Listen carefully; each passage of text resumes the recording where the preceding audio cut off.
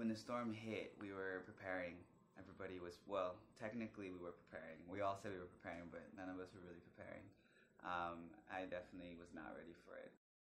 It was a perfect storm in some senses, in that it was at a very high tide of full moon. This area hadn't really seen anything like this, at least in my lifetime, but really in many decades. It was like a world within a world, right? Like we were now dealing with a whole nother thing.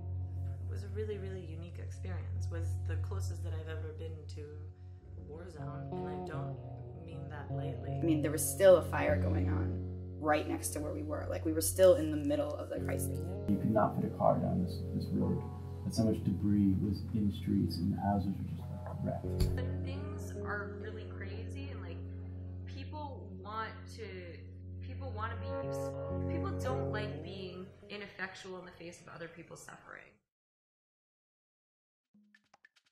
So you've got this problem, if you will, of thousands and thousands and thousands of people with time and means who want to help. And I was like, how are people going to know how to come? And are we really going to get people with cars? But all these people started showing up with cars, and it was just like, we're here to help. Jacoby was up and running for probably 4 days, and that Saturday we estimated 2,500 volunteers passing through.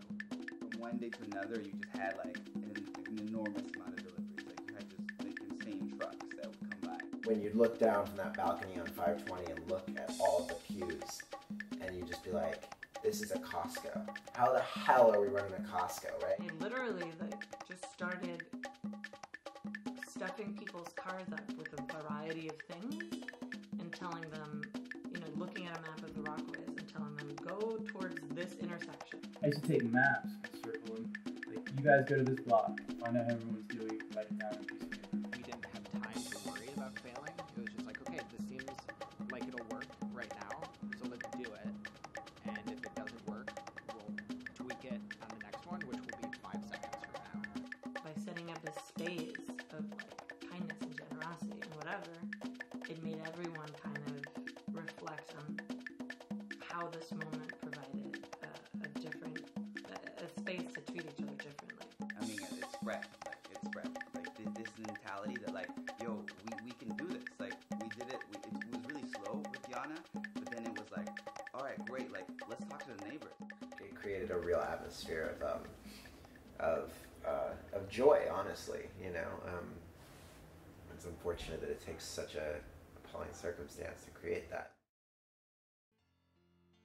You could feel it as soon as we went into Clinton. It was definitely very clear that we were really transitioning into a whole different kind of phase of recovery work. We made it to a point where like we had to cross the hump, and then finally we're like, we did like the most emergency thing we could. We held off as much as we could.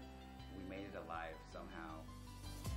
And then it was time to settle onto like long-term stuff. There's so many unknowns. We don't know how redevelopment is going to happen. We don't know where the money is going. We don't know what processes are going to be there that we can have a voice in. We don't know, and we don't know what fighting the city is really going to bring. Defending these communities from the giant bulldozer that is headed their way is really important. Every day it gets more complicated. Every day for 5.5